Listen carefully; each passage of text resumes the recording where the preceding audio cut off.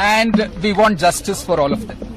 दोस्तों, आज से पहले आपने अदालतों में वकीलों को दलीलें देते देखा होगा, मुकदमों की फाइलें थामे कटघरे में खड़े देखा होगा, लेकिन क्या आपने कभी देश की सबसे बड़ी अदालत सुप्रीम कोर्ट के लॉन में दर्जनों वकीलों को एक साथ आकर देश के हुक्मरानों को संविधान की किताब दिखाकर दहाड़ते देखा है? क्या आपने कभी देखा है कि जिन वकीलों के कंधों पर कानून की रक्षा की जिम्मेदारी है, वे अचानक अपनी काली कोट पहनकर सड़क पर उतर आएं और कहें कि बहुत हो गया, अब अगर देश के युवाओं पर लाठियां चलेंगी तो कोर्ट में हम देख लेंगे। जी हाँ, जो आज तक इस देश के इतिहास में शायद ही कभी देखा गया हो, वह अब देश की राजधानी दिल्ली से लेकर राज्यों की राजधानियों तक हो रहा है।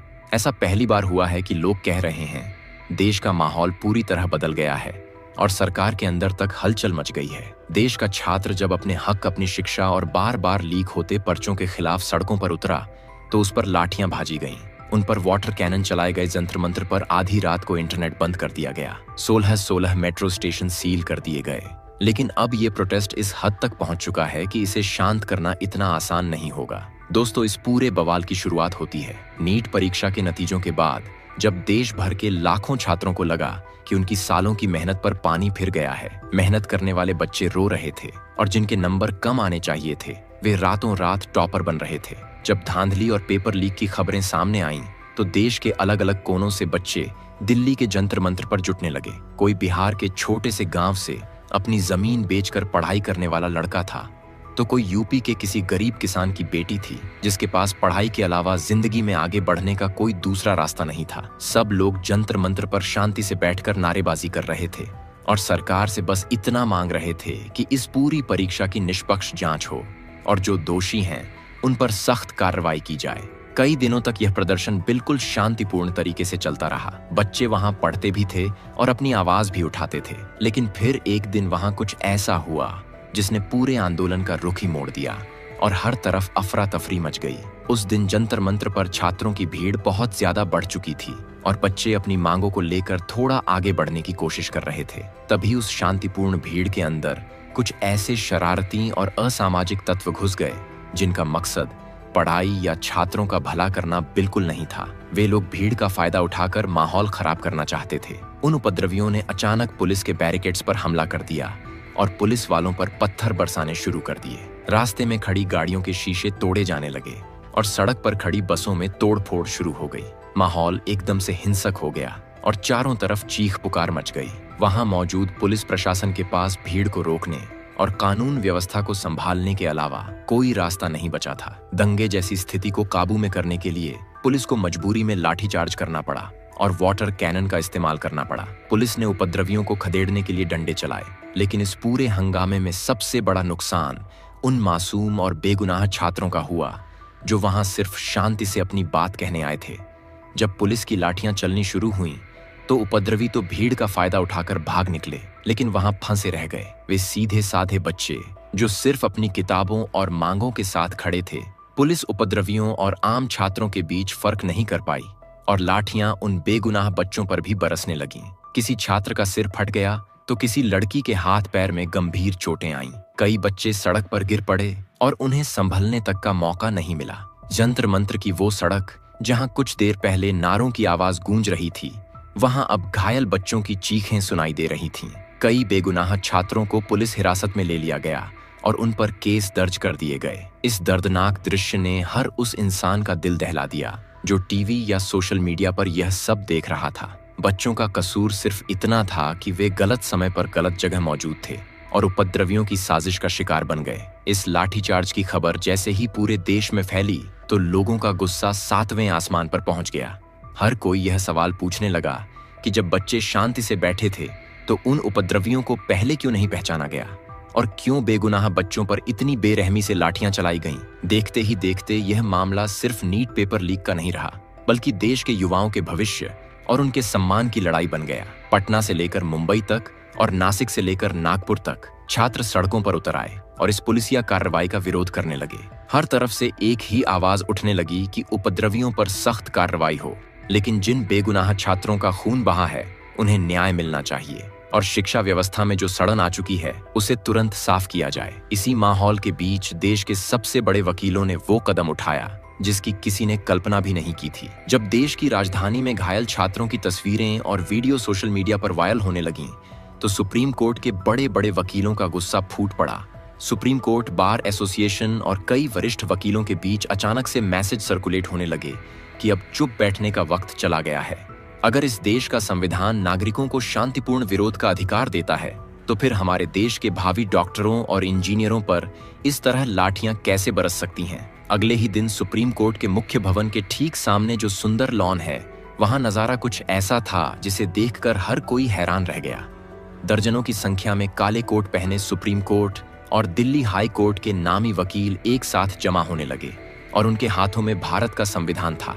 उन वकीलों ने बिना किसी डर के सुप्रीम कोर्ट परिसर के अंदर ही खड़े होकर देश के हुक्मरानों को आईना दिखाना शुरू कर दिया। वे सब एक कतार में खड़े हुए और उन्होंने जोर जोर से भारत के संविधान की प्रस्तावना यानी प्रेम्बल पढ़ना शुरू कर दिया। वकीलों की गूंजती आवाज सुप्रीम कोर्ट की ऊंची ऊंची दीवारों से टकराकर पूरे देश में फैलने लगी। वे पढ़ रहे थे कि इंडिया, जो कि भारत है, वह अपने हर नागरिक को सामाजिक, आर्थिक और राजनीतिक न्याय देने का वादा करता है। वकीलों का यह विरोध प्रदर्शन इस बात का प्रतीक था कि जब देश की सड़कें और छात्र असुरक्षित महसूस करेंगे, तो कानून की रक्षा करने वाले लोग उनके लिए ढाल बनकर खड़े होंगे। वकीलों ने खुले तौर पर ऐलान किया कि जो बच्चे जंतर मंत्र पर अपनी जायज मांगों के लिए आवाज उठा रहे थे, हम उन सब के साथ मजबूती से खड़े हैं और जितने भी बेगुनाह बच्चों पर फर्जी मुकदमे दर्ज हुए हैं, उन्हें मुफ्त कानूनी मदद दी जाएगी। वकीलों के इस ऐतिहासिक कदम के साथ साथ रिटायर्ड जजों और देश की जानी मानी हस्तियों ने भी आकर वकीलों के सुर में सुर मिलाया। वरिष्ठ अधिवक्ताओं ने मीडिया के सामने आकर साफ कहा कि उपद्रवियों की आड़ में बेगुनाह बच्चों को जिस तरह पीटा गया है, वह पूरी तरह से गलत है। उन्होंने कहा कि ये बच्चे हमारा कल हैं, हमारा भविष्य हैं। अगर हम अपने ही बच्चों की आवाज को डंडों और लाठियों के दम पर दबाने की कोशिश करेंगे, तो लोकतंत्र का क्या मतलब रह जाएगा वकीलों का। यह गुस्सा और संविधान का पाठ पढ़ना एक स्पष्ट संदेश था कि देश की शीर्ष अदालत का हर जिम्मेदार नागरिक अब छात्रों के साथ खड़ा है। और यह खबर जैसे ही जंतर मंत्र पर डटे छात्रों तक पहुंची, तो उनके टूटते हौसलों को एक नई ताकत मिल गई। दूसरी तरफ जंतर मंत्र पर प्रशासन का कड़ा पहरा लगा दिया गया था। लाठीचार्ज की घटना के बाद सरकार और पुलिस प्रशासन स्थिति को किसी भी कीमत पर काबू में करना चाहते थे। इसलिए आधी रात को ही जंतर मंत्र और उसके आसपास के पूरे इलाके का इंटरनेट कनेक्शन बंद कर दिया गया, ताकि कोई भी वीडियो या जानकारी बाहर न जा सके। सुरक्षा के नाम पर आसपास के 16 मेट्रो स्टेशनों के प्रवेश और निकास द्वार पूरी तरह सील कर दिए गए, ताकि देश के अलग अलग हिस्सों से आ रहे और छात्र जंतर मंत्र तक न पहुंच सके। पूरे इलाके को छावनी में बदल दिया गया था। जगह जगह लोहे के बैरिकेड्स लगा दिए गए थे और हजारों पुलिसकर्मियों की तैनाती कर दी गई थी। ऐसा माहौल बना दिया गया था मानो जंतर मंत्र कोई आम जगह न होकर कोई प्रतिबंधित क्षेत्र हो। लेकिन प्रशासन की इस कड़ाई का भी प्रदर्शनकारियों पर कोई असर नहीं पड़ा। 16 मेट्रो स्टेशन बंद होने और इंटरनेट पूरी तरह ठप होने के बावजूद भीड़ कम होने का नाम नहीं ले रही थी। जो बच्चे दूर दूर से ट्रेन पकड़कर दिल्ली पहुंचे थे, वे पैदल ही कई किलोमीटर चलकर जंतर मंत्र पहुंचने लगे। दिन में जहां भीषण गर्मी और धूप में छात्र डटे रहते थे, वहीं रात में जंतर मंत्र की सड़कों पर पैर रखने तक की जगह नहीं बचती थी। पूरी रात छात्र वहीं सड़कों पर सोते और अपनी मांगों को लेकर नारे लगाते रहते थे। जब इंटरनेट बंद कर दिया गया, तो छात्रों ने आपस में सूचनाएं बांटने के लिए पोस्टरों और हैंडबिलों का सहारा लेना शुरू कर दिया। जो लोग सोच रहे थे कि इंटरनेट बंद करने और रास्ते रोकने से यह आंदोलन दम तोड़ देगा, वे इस भीड़ को देखकर हैरान रह गए। इसी बीच जंतर मंत्र पर एक ऐसा अद्भुत और अनोखा नजारा देखने को मिला जो शायद दुनिया के किसी भी आंदोलन में पहले कभी नहीं देखा गया था। जब पुलिस की सख्त नाकेबंदी के कारण वहां खाना और पानी पहुंचाना मुश्किल होने लगा, तो देश और दुनिया के आम लोगों ने एक नया तरीका खोज निकाला। मुंबई, हैदराबाद और चेन्नई जैसे भारत के बड़े शहरों से ही नहीं, बल्कि कतर, दुबई, कनाडा और बांग्लादेश में बैठे भारतीय मूल के लोगों ने जोमैटो, स्विगी और ब्लिंकिट जैसी ऑनलाइन फूड डिलीवरी ऐप्स का सहारा लिया। विदेश में बैठे लोग ऑनलाइन पेमेंट करते और डिलीवरी एड्रेस में सिर्फ जंतर मंत्र डालकर लिख देते कि यह खाना वहां मौजूद किसी भी भूखे छात्र को दे दिया जाए। देखते ही देखते जंतर मंत्र की सड़कों पर स्विगी और जोमैटो के डिलीवरी बॉयज की लाइन लग गई। बाइक पर बड़े बड़े बैग टांगे डिलीवरी बॉयज लगातार खाना, पानी, पिज्जा, बर्गर, समोसे और पानी की बोतलें लेकर जंतर मंत्र पहुंचने लगे। कनॉट प्लेस और आसपास के सभी रेस्टोरेंट्स को दिन रात सिर्फ ऑनलाइन ऑर्डर्स मिल रहे थे। जब डिलीवरी बॉय वहां पहुंचते और पूछते कि यह ऑन ऑर्डर किसके लिए है, तो उन्हें मैसेज मिलता कि जो भी बच्चा भूखा दिखे उसे ये खाना सौंप दो। सिर्फ 2 दिनों के अंदर 2000 से ज्यादा फूड ऑर्डर्स जंतर मंत्र पर डिलीवर किए गए। यह इस बात का जिंदा सबूत था कि भले ही लोग शारीरिक रूप से जंतर मंत्र पर मौजूद न हों, लेकिन देश और दुनिया के कोने कोने में बैठे हर हिंदुस्तानी का दिल उन छात्रों के लिए धड़क रहा था। वहां का माहौल ऐसा बन गया था कि एक तरफ पुलिस का सख्त पहरा था और दूसरी तरफ आम जनता का अटूट प्यार बह रहा था। डिलीवरी करने आए लड़कों का कहना था कि उन्हें दिन में 4-4 बार जंतर मंत्र के चक्कर लगाने पड़ रहे हैं और जो लोग ऑर्डर कर रहे हैं वे अपना नाम तक नहीं बताते, बस इतना कहते हैं कि हमारे देश के बच्चे भूखे नहीं सोने चाहिए।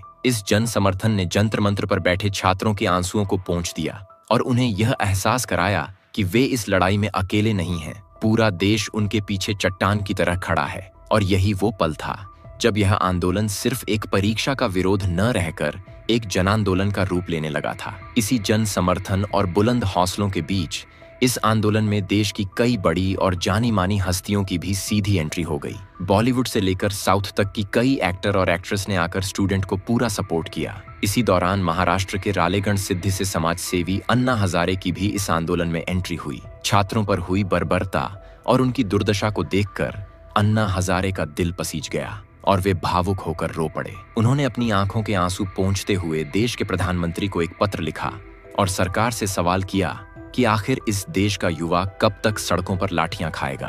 अन्ना हजारे ने छात्रों के समर्थन में एक दिन का मौन व्रत रखा और इशारों ही इशारों में शिक्षा तंत्र की नाकामियों पर गहरा दुख जताया।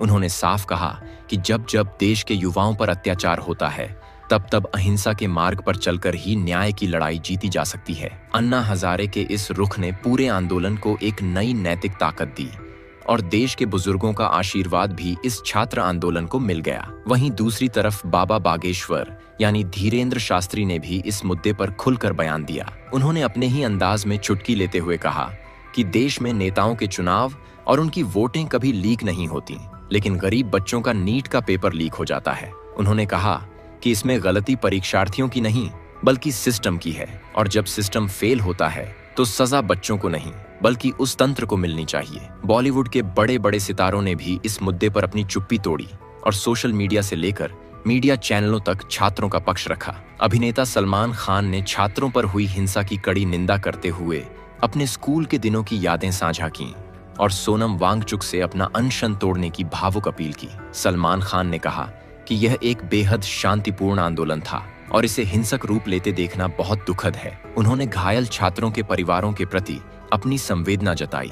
अभिनेत्री आलिया भट्ट ने भी बहुत ही भावुक संदेश लिखा कि पिछले कुछ दिनों की घटनाओं ने उनका दिल तोड़ दिया है। उन्होंने कहा कि ये छात्र सिर्फ अपने लिए नहीं बल्कि आने वाली पीढ़ियों के लिए एक बेहतर और पारदर्शी भविष्य तैयार कर रहे हैं। अभिनेता राजकुमार राव आर माधवन और रघुवीर यादव जैसे कलाकारों ने भी एक सुर में कहा कि जब युवा महसूस करें कि उनकी बात नहीं सुनी जा रही तो समाज का फर्ज बनता है कि वह रुके और उनकी आवाज सुने। इस पूरे आंदोलन की सबसे भावुक कर देने वाली तस्वीर उन आम और गरीब परिवारों के बच्चों की थी जो बिहार के बलिया, पटना, उत्तर प्रदेश के छोटे छोटे गांवों, राजस्थान, गुजरात और पश्चिम बंगाल से दिल्ली पहुंचे थे। जंतर मंत्र पर मिली कोलकाता की एक अकेली लड़की ने बताया कि उसके माता पिता बेहद सामान्य परिवार से हैं, लेकिन उन्होंने उसे सिर्फ इसलिए दिल्ली भेजा ताकि वह देश के भविष्य और शिक्षा तंत्र को सुधारने में अपना योगदान दे सके। वहां आए ज्यादातर बच्चे आर्थिक रूप से बहुत मजबूत परिवारों से नहीं थे। उनके माता पिता के पास कोई बड़ी जायदाद या जमीन नहीं थी। पढ़ाई और शिक्षा ही उनकी जिंदगी की इकलौती सबसे बड़ी ताकत थी और जब उसी परीक्षा के पर्चे लीक होने लगे तो उन्हें लगा कि उनका पूरा वजूद ही खतरे में पड़ गया है। छात्रों का गुस्सा इस बात को लेकर सबसे ज्यादा था कि सरकार उनकी समस्या को सीधे तौर पर हल करने के बजाय उन्हें अलग अलग दांव पेचों में उलझा रही थी। बच्चों का कहना था कि वे किसी नेता को प्रधानमंत्री बनाने या गिराने नहीं आए हैं। वे सिर्फ इतना चाहते हैं कि भविष्य में कभी कोई पेपर लीक ना हो, परीक्षा कराने वाली एजेंसी एनटीए की जवाबदेही तय की जाए और जो लोग इस धांधली में शामिल हैं उन्हें सख्त से सख्त सजा मिले। जब यह मामला लगातार तूल पकड़ता गया तो सुप्रीम कोर्ट और दिल्ली हाई कोर्ट ने भी स्थिति की गंभीरता को समझा। कोर्ट ने मेट्रो स्टेशनों को बंद करने और आम जनता को हो रही परेशानियों पर सख्त रुख अपनाया। मुख्य न्यायाधीश की अगुवाई वाली बेंच ने साफ संदेश दिया कि नागरिकों की सुविधाओं से खिलवाड़ नहीं किया जा सकता। हालात को बिगड़ता देख सरकार की तरफ से भी हलचल शुरू हुई। केंद्रीय मंत्रियों ने आंदोलनकारी छात्रों के प्रतिनिधियों को औपचारिक वार्ता के लिए बुलाया। प्रधानमंत्री और सरकार के वरिष्ठ अधिकारियों की ओर से आश्वासन दिया गया कि पेपर लीक जैसे अपराधों से निपटने के लिए फास्ट ट्रैक कोर्ट बनाए जाएंगे और भविष्य में ऐसी धांधली को रोकने के लिए परीक्षा प्रणाली में बड़े बदलाव किए जाएंगे। इस पूरे घटनाक्रम ने देश को यह सिखाया कि जब छात्र, वकील, डॉक्टर, कलाकार और आम जनता एक साथ मिलकर किसी सही मुद्दे के लिए खड़े होते हैं तो बड़े से बड़े हुक्मरानों को भी उनकी बात सुननी पड़ती है। उपद्रवियों की वजह से भले ही बेगुनाह बच्चों को लाठियां खानी पड़ी हों, लेकिन उनकी इस कुर्बानी और संघर्ष ने पूरे देश की सोई हुई जमीर को जगा दिया है। दोस्तों, यह लड़ाई सिर्फ नीट परीक्षा की नहीं, बल्कि इस देश के हर उस छात्र की है जो दिन रात एक करके अपने सपनों को सच करने के लिए पढ़ाई करता है। अगर आपको भी लगता है कि हमारे देश के युवाओं को न्याय मिलना चाहिए और शिक्षा व्यवस्था में पूरी पारदर्शिता होनी चाहिए, तो इस वीडियो को ज्यादा से ज्यादा शेयर करें ताकि यह आवाज हर घर और हर जिम्मेदार इंसान तक पहुंच सके। इस वीडियो को लाइक करना बिल्कुल न भूलें और ऐसी ही खबरों के लिए हमारे चैनल को तुरंत सब्सक्राइब कर लें। धन्यवाद।